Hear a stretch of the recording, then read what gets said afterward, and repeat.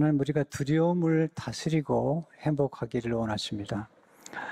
두려움을 제거할 수 있는 게 아니에요. 우리 평생 동안 두려움과 씨름해야 되는 가장 우리 삶을 괴롭히는 감정 중에 하나이죠.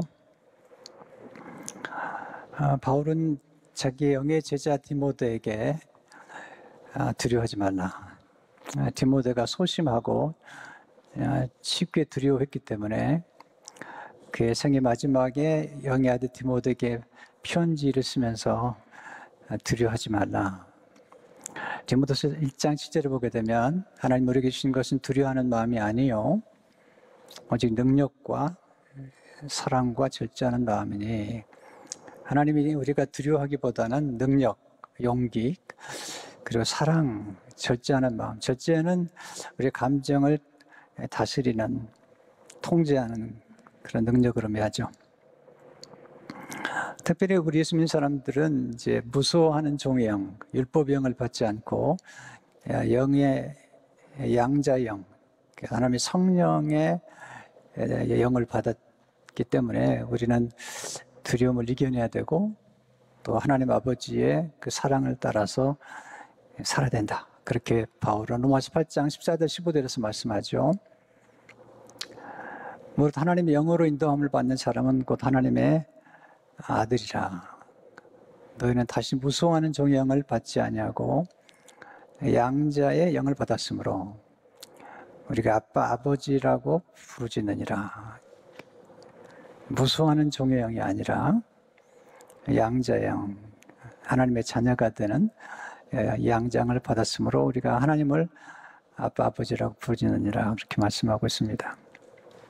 우리는 예수 그리스도 안에서 하나님의 자녀가 되었고 또 하나님의 보호하심과 하나님의 인도를 받는 그런 소중한 하나님의 자녀가 되었습니다. 하나님 우리가 두려워하지 않기를 원하시죠. 또 우리가 담대하고 강하기를 원하십니다. 근데 문제는 우리가 두려워한다는 데 있죠. 또 두려워할 수밖에 없는 것이 우리 인간의 실존이죠. 아마 두려워하지 않는다면 아마 정신에 문제가 있을 거예요. 인간 누구나 다 두려워할 수밖에 없는 존재이죠. 하나님께서 모세가 죽은 후에 여호수아에게 강하고 담대하라. 그 이유는 여호수아가 두려워했기 때문이에요. 반복해서 말씀하세요. 6절에 보면 강하고 담대하라. 7절에 보시면 오직 강하고 극히 담대하여. 9절에 보시면 내가 내게 명령한 것이 아니냐, 강하고 담대하라, 두려워하지 말라, 놀라지 말라. 여호수아가 지금 두려워하고 놀라고 있기 때문에 하나님께서 여호수아에게 두려워하지 말라고 말씀하고 있는 것입니다. 여호수아처럼 우리도 두려움과 싸워야 되죠. 두려움과 날마다 싸워야 되고 또 정기적으로 우리는 두려움과 전쟁을 해야 되죠. 어떤 날은 두려움을 정복한 것 같은데 어떤 날은 두려움에 사로잡힌 것 같은 경험을 하게 되죠. 우리 영혼이 고요할 때 행복을 경험하는데 두려움이 오면 불안이 찾아오죠. 불안이 오면 우리의 고요한 영혼이 흔들리게 되죠. 그래서 우리는 이 고요한 영혼을 가꾸는 것이 그리스도인의 행복의 비밀이에요. 근데 경험하는 것처럼 이 두려움이 찾아오게 되면 고요한 영혼 속에 불안이 깃들게 되죠. 염려가 깃들게 되고 특별히 어떤 날은 더 두렵죠. 다윗은 용사였습니다. 그리고 대단히 용맹스러운 그런 왕이었는데 시편 56편 3절에 오면 내가 두려워하는 날에는 내가 주를 의지하리이다. 다윗도 두려워하는 날이 있었기 때문에 시편을 보면 그는 굉장히 많이 강조하죠. 내가 누구를 두려워하리요? 이렇게 하나님을 의지하면서 그런 고백하고 있는 것을 보게 됩니다. 어떻게 하면 두려움을 좀 정복할 수 있을까요? 첫째로 하나님은 두려움의 정체를 파악하기를 원하십니다. 무엇인지 두려움의 정체를 파악해야만이 극복할 수가 있어요. 우리는 가끔 이런 생각하죠. 예수 믿으면 전혀 두렵지 않을 거라고 생각하지만 그렇지 않습니다. 엘리야 좀 보세요. 나중에 엘리야에 관한 말씀드리겠지만 엘리야가 이사벨의 한 말을 듣고 두려워서 그가 광야로 들어가죠. 무지가 두려움을 만들어냅니다. 티토 리비오는 역사가인데요. 두려움은 우리의 무지에 비례한다. 올바른 지식이 두려움을 물리치죠. 올바른 지식이 우리를 자유케 합니다.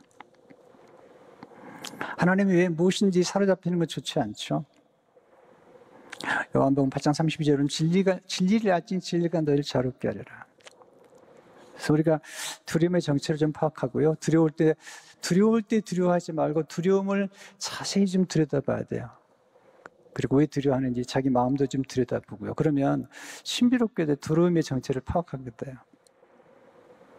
그리고 그렇게 두려움의 정체를 파악하고 극복하다 보면 이제 우리가 마음의 근육, 생각의 근육이 점점 생겨요. 그래서 이제 두려움들을 더 전략적으로 더 빨리 극복할 수 있게 돼요. 그리고 그래도 정 힘들 때는 의사를 찾아가야 돼요. 어떨 때는 우리 힘으로 안 될 때가 있거든요. 그래서 닥터가 필요한 거예요. 그래서 상담도 받으셔야 돼요. 도움이 필요해요.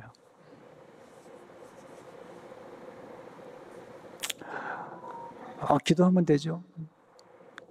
기도하면 하나님 그렇게 말씀하시죠. 의사 선생님 찾아가라. 그럴 때도 있는 거예요. 하나님이 직접 고쳐주시다 하지만 의사님 말씀하세요. 의사 선생님 찾아가라. 상담자를 만나라. 그것도 하나님 문서인 거죠. 예수 말씀하시잖아요. 병든 자에게라 의원이 필요하다는 거예요. 왜 두려움을 찾아가요? 여호수아 1장에 보면 첫째로 신뢰하던 사람을 상실할 때 두려움을 찾아오죠. 1절을 보세요. 여호수아 1장 1절을 보게 되면 여호와의 종 모세가 죽은 후에 여호와께서 모세의 수정자 눈의 아들 여호수아에게 말씀하셨을 때 모세는 이스라엘 민족이 전체가 의지했던 지도자예요. 그리고 여호수아가 의지했던 사람이에요. 근데 그렇게 의지했던 여호수아 온 이스라엘에게 큰 상실이 생긴 거죠.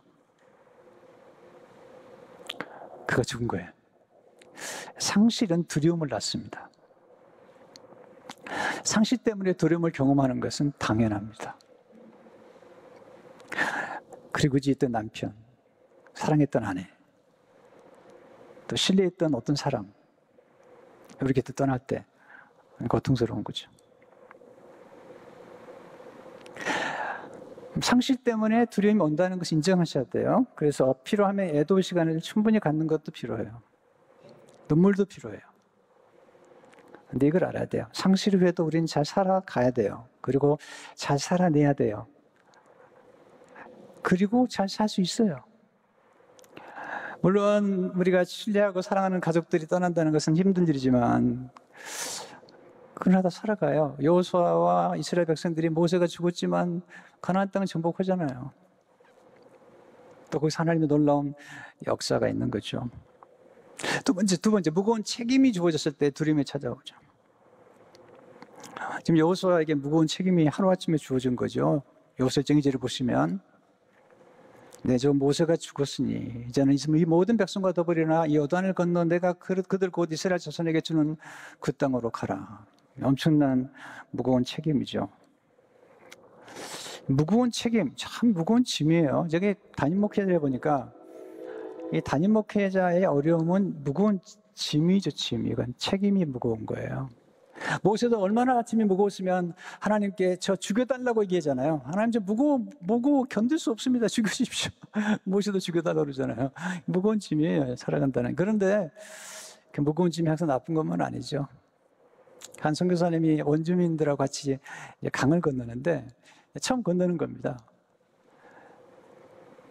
근데 이렇게 이제 건널 수 있는 강인데 건너려고 그러니까 원주민들이 무거운 돌을 안겨주더래요.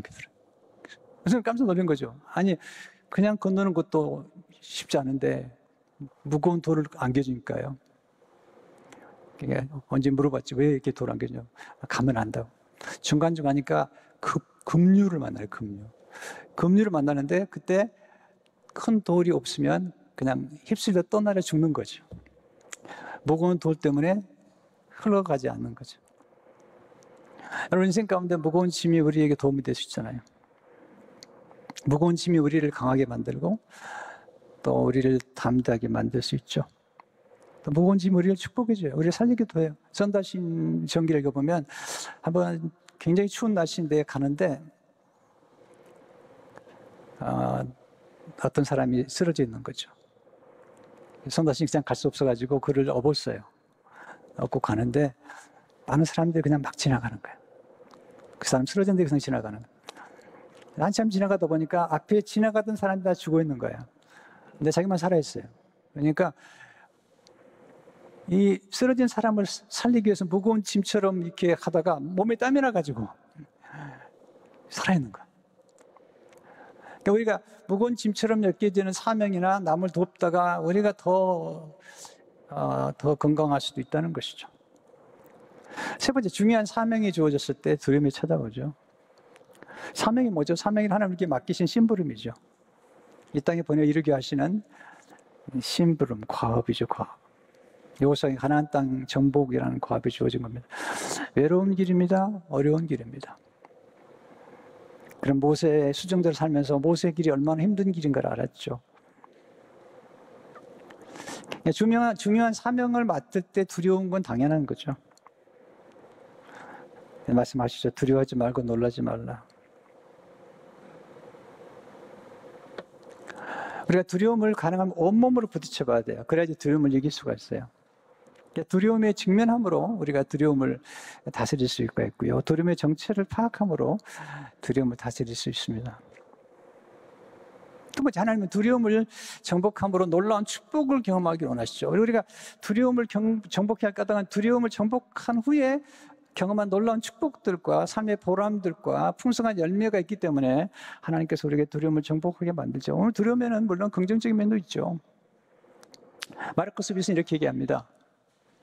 두려움은 살면서 만나는 수많은 낭떠러지에 멀찍이 떨어지게 하고 가장자리에 너무 바짝 붙어 운전하다가 당할 수 있는 위험으로부터 안전하게 해준다. 삶에서 중요한 것은 재난이 얼마나 바짝 다가갈 수 있나 보는 게 아니라 힘 닿는 한 어떻게든 재난에서 최대한 멀리 떨어지는 것이다. 건강한 두려움은 우리에게 울타리와 같은 일정 영역을 만들어줘 더 나은 삶을 살게 해준다. 근데 생각보다 두려움은 긍정적인 면보다는 우리가 경험하는 가운데 두려움은 부정적인 면이 많죠. 왜 우리가 극복해야 되는가? 첫째로, 두려움을 극복할 때 문제는 축소하고 기회를 극대화할 수 있기 때문이죠. 가나안 땅을 정탐했던 12명의 전사 가운데 10명의 정탐꾼은 문제를 극대화했어요. 그리고 기회를 극소화시켰죠. 왜? 두려움 때문에. 민수기 13장 32, 33절을 보게 되면 이스라엘 자손 앞에서 그 정탐한 땅을 악평하 이르되 우리가 두루 다니며 정탐한 땅은 그 거주민을 삼키는 땅이요 거기서 본 모든 백성은 신장이 장대한 자들이며 거기서 네피림 후손인 아낙 자손의 거인들을 보았나니 우리는 스스로 보기에도 메뚜기 같으니 그들이 보기에도 그와 같았을 것이니라. 문제를 극대화시키죠. 신장이 장대하고 거인들을 보았고 우리는 메뚜기 같고 그 땅은 거민을 삼키는 땅이고 그러니까 두려워하게 되면 정확한 분별력을 잃어버려요. 그래서 정확하게 문제가 뭔가를 모르고 모든 문제를 극대화시키고 기회를 극소화시키고 하나님이 안 보이는 거죠. 두려워하게 되면 그 열등의식을 갖게 만듭니다. 두려워하게 되면 뭐든지 안 하려고 그래요. 그리고 무력감을 갖게 되죠. 근데 두려움을 정복할 때 문제를 축소하고 기회를 극대화할 수 있어요. 두려워하면 아무것도 못하는 거예요. 두 번째, 두려움을 정복할 때 하나님 예비하신 은혜를 경험하게 되는 거죠. 10명의 정탐꾼들은 두려웠기 때문에 가나안 땅에 못 들어가는 거예요. 두려움을 정복한 여호수아와 갈렙은 가나안 땅에 들어가서 가나안 땅에 주신 하나님의 놀라운 기적과 그 땅의 아름다운 것들을 경험하게 된 것. 우리가 두려워하면 하나님 예비하신 축복을 경험하지 못합니다. 선교도 마찬가지예요. 여러분, 선교 가는 게 쉽지 않잖아요. 그러나 선교를 가서 경험하는 수많은 경험들 그리고 누린 축복들이 있기 때문에 도전하는 거죠. 그러다 보면 우리 영적인 근육이 늘어나면서 내가 어려움 가운데서도 하나님이 함께 하신다. 그리고 그 어려움을 극복하고 난 저 너머에 하나님의 놀라운 은혜가 기다리고 있다는 것을 알기 때문에 또 도전하고 또 도전하는 거잖아요. 세 번째, 두려움을 정복할 때 비전을 향해 전진하게 돼. 비전. 이 10명의 정탐꾼들은 자꾸 과거로 돌아가자는 거예요. 과거로. 민수기 14장 2절 3절을 보세요. 이스라엘 자손이 다 모세와 아론을 원망하여 온 회중이 그들에게 이르되 우리가 애굽 땅에서 죽었거나 이 광야에서 죽었으면 좋았을 것을 어찌하여 여호와가 우리를 그 땅으로 인도하여 칼에 쓰러지게 하려 하는가? 우리 찾아가 사로잡히리니 애굽으로 돌아가는 것이 낫지 아니하랴. 자꾸 뒤로 돌아가는 거예요. 두려움은 비전을 상실하게 만들어요. 두려움은 사명을 상실하게 만들어요. 여러분, 비전을 가져야지 두려움을 정복할 수 있고 또 전진할 수 있는 거죠.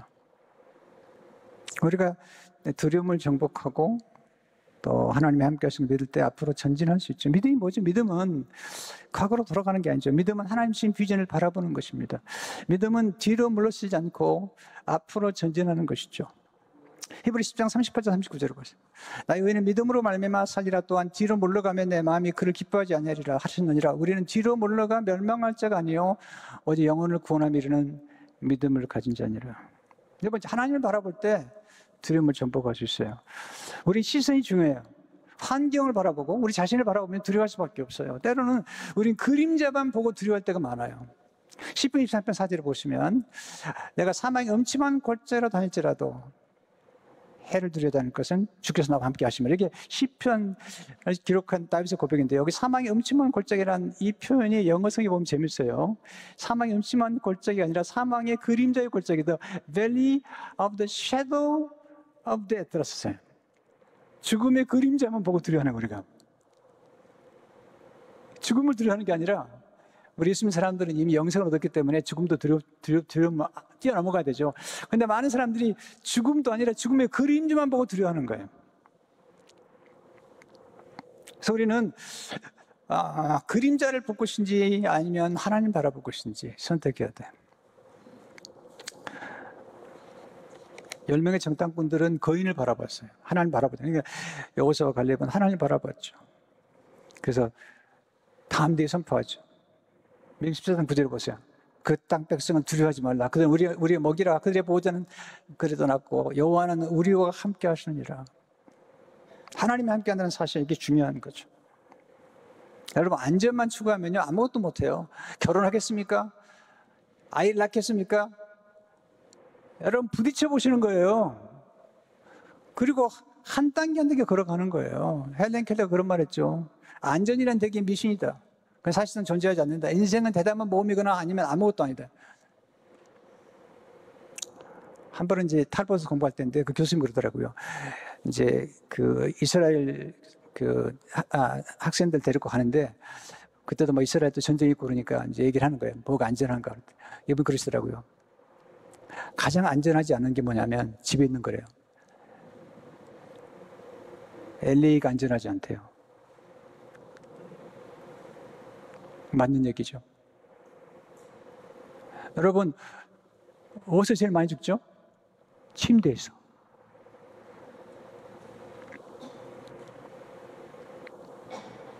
선교지에서 죽는 거 별로 많지 않아요.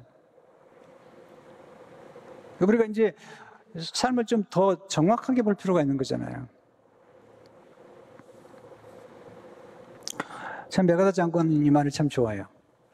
이 지구상에 안전이 보장된 것은 아무것도 없으며 There is no security in this world. In this earth. 이 지구상에서 안전한 것은 없다는 거죠. 여러분 아시잖아요. 어제 기회만 있을 뿐이다. But opportunities.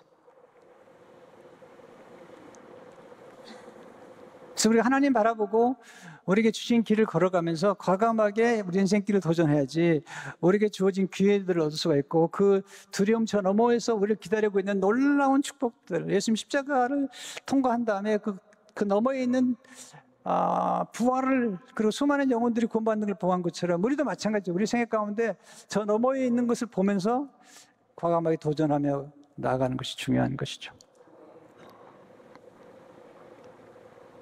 마지막으로 사랑을 통해 두려움을 정복할 수 있습니다. 사랑은 강력한 에너지입니다. 요한사상 18절에 보십시오. 사랑 안에 두려움이 없고 언제나 사랑이 두려움 내어 쫓나니. 사랑 놀라운 힘이죠. 어머니들의 사랑, 부모님들의 사랑, 또 우리 소방대원들 그 불 속으로 들어가잖아요. 이 코비드 이런 상황에서도 우리 닥터들, 우리 간호사님들 정말 훌륭하시더라고요. 다 피하는데 환자들 만나시고. 왜? 사랑 때문에, 사명 때문에 그러는 거죠.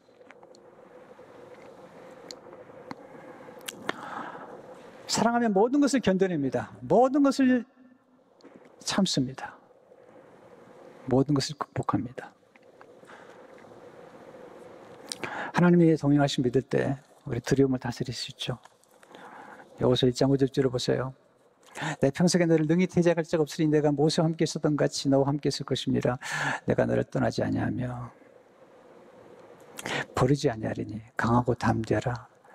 내가 그들의 조상에게 맹세하였더니 주리란 땅을 이 백성에게 차지하게 하리라. 9절에 보시면 내가 너에게 명령한 것이 아니냐. 강하고 담대하라. 두려워하지 말며 놀라지 말라. 내가 어디로 가든지 내 하나님 여호와가 너와 함께 하니라 하시니라. 우리 하나님 말씀을 자꾸 묵상해야 돼요. 그냥 말씀 우리 안에서 역사해야만이 믿음이 커지고 두려움을 밀어낼 수가 있거든요. 그리고 정확한 지식을 가지고 노력하세요. 정확한 지식을 가지고 노력하세요. 그리고 여러분이 가장 두려워하는 것에 도전해 보세요. 가장 두려워하는 것을 한번 직면해 보세요. 그럼 생각보다 그 두려움에 직면해 보면 별거 아닙니다. 그래서 예수님 사람들은 다 예수님과 함께 십자가에 죽었잖아요. 이것도 도움이 되더라고요, 제가요. 두려움을 이겨내는데. 죽었는데 무슨 두려움이 있어요? 여러분 지금 살아계셔서 두려운 거예요. 여러분 다 돌아가신 분들이에요. 그런데 살아계신 거예요. 이렇게 아멘 안 하시는데 참 우리 교인들은 이렇게 십자가 이미 죽었어요. 그러면 죽었는데 무슨 상처를 받아요? 뭐가 억울해요? 이렇게 뭐가 섭섭한 게 많아요. 이미 죽었는데. 이게 십자가 영성이죠. 내가 십자가에 죽었어요. 그런데 그리스도가 우리와 함께 살아계신 거예요. 그리스도가 함께 하는 거죠. 할렐루야. 이게 우리로 하여금, 그러니까 여러분들이 훌륭한 닥터들이 다양한 처방전을 가지고 있는 것처럼 우리가 인생을 살아가면서 두려움도 정복하고 염려도 정복하려면 다양한 툴을 가지고 살아야 돼요. 하나님 말씀과 다양한 지식과 전략을 가지고 그때그때 적합한 것들을 사용해서 두려움을 이겨내는 게 필요해요. 또 인생의 시즌만에 다르잖아요. 나이가 드시면 나이가 드신 대로. 그럴 때 하나님 우리에게 지혜를 주시는 거잖아요. 가장 용기를 바라시는 게 뭘까요? 마지막으로 다니엘 11장 32절을 보세요. 같이 읽겠습니다. 시작. 오직 자기 하나님 아는 백성은 강하여 영명을 떨치리라. 하나님을 알면 하나님을 경험하게 되면 영명을 떨치게 됩니다. 성도 여러분, 저는 여러분의 두려움을 압니다. 제가 경험해봤기 때문에 여러분의 자녀의 두려움을 압니다. 많은 지도자들의 두려움도 압니다. 근데 두려움을 극복한 것도 압니다. 왜냐하면 제가 극복해 봤기 때문에. 그리고 하나님이 도와주시기 때문에. 이 말씀으로 승리하시긴 여러분 되시기를 주의 이름으로 축원합니다.